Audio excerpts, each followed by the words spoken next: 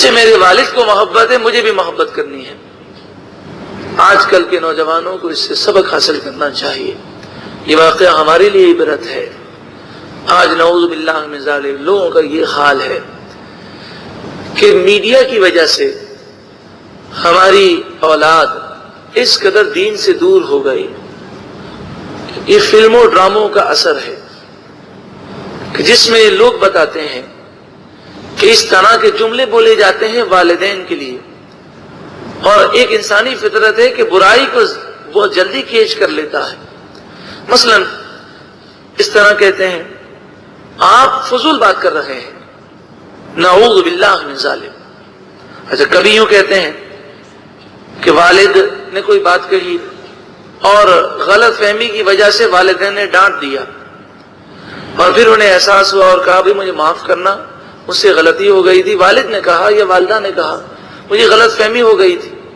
تو نعوذ باللہ من ذالک بعض لوگ کہتے ہیں کہ یہ کوئی انسانیت ہے؟ نعوذ باللہ من ذالک۔ اسی طرح بعض نادان خصوصاً بچیوں کی بیٹیوں کی یہ عادت بہت بری ہے کہ وہ یہ کہہ دیتی ہیں بار بار آپ مجھے کوئی کام کہتی ہیں، یا والد کو کہیں گے بار بار آپ اگر مجھے کوئی کام کہتے ہیں تو مجھے چڑ ہو جاتی ہے۔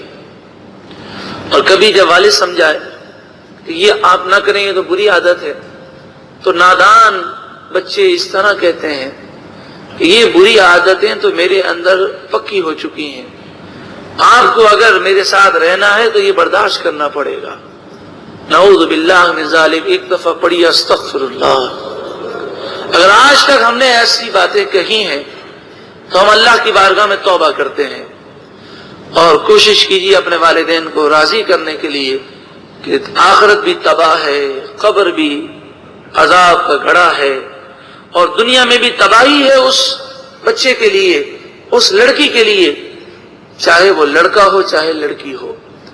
اگر والدین کی بے ادبی کرتے ہیں یا ان کے دل کو دکھا دیں، والدین کبھی بددعا دینا نہیں چاہتے، لیکن کبھی کبھی اولاد ایسا دل دکھا دیتی ہے کہ دل پر قابو نہیں رہتا اور دل سے آہ نکل جاتی ہے، پھر اس آہ کو والدین واپس لینا چاہے تو نہیں لے سکتے، اور تباہی اس اولاد کے لیے مقدر بن جاتی ہے۔ پھر لوگ عاملوں کے پاس جاتے ہیں کہ پتہ نہیں کیا ہو گیا، والد کی آہ تو نکلی ہے 30 سال پہلے اور اس کا اثر اب ظاہر ہو رہا ہے، انہیں پتہ نہیں ہوتا۔ عاملوں کو جا کر کہتے نہ جانے کیا ہو گیا، جس کام میں ہاتھ ڈالیں نقصان ہی نقصان، تباہی تباہی، ہر آدمی دشمن بن رہا ہے اور ہم مسلسل تباہی کی طرف جا رہے ہیں، لیکن پھر بھی احساس نہیں ہوتا کہ اللہ سے معافی مانگیں، والدین کی قبر پہ جا کر معافی مانگیں، خوب رو رو کر اللہ کی بارگاہ میں دعا مانگیں۔ لیکن یہ احساس کیسے پیدا ہو؟ ہمارے تعلیمی اداروں میں قرآن کے نور سے منور نہیں کیا جاتا، اکثر تعلیمی اداروں میں، کیونکہ صرف باتیں کرنے سے کچھ نہیں ہوتا، اصل ہے کہ جو یہ بات وہ کہہ رہا ہے کیا اس کا عمل ہے۔